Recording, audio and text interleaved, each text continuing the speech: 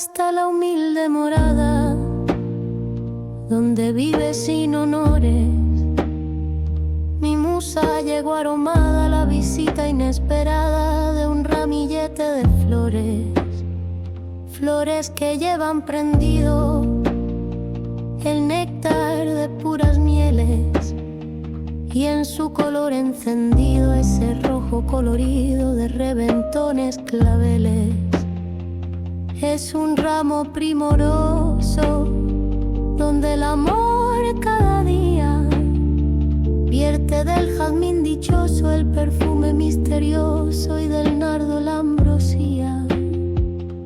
Adelante, camaradas, ser constantes y optimistas, que yo llevaré en mis baladas lo que sienten abnegadas mujeres antifascistas, quien con fragancia de amores para mitigar dolores hasta mi musa ha llegado. Es justo que haya encontrado mis más rendidos fervores, y si yo os puedo ayudar en vuestra noble misión, con un sentido cantar ya podéis considerar que lo haré de corazón.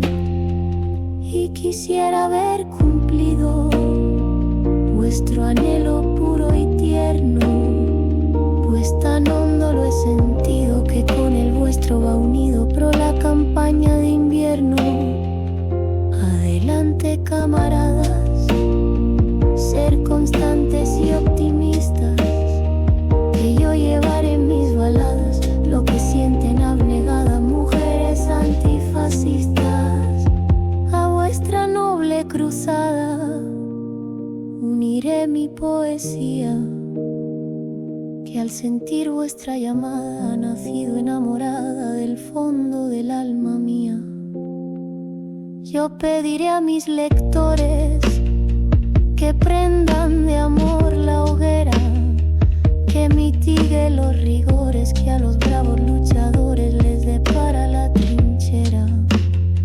Llamaré a los ciudadanos a que cumplan sus deberes, que por los fríos cercanos te dan para sus hermanos, tibio grupo de mujeres.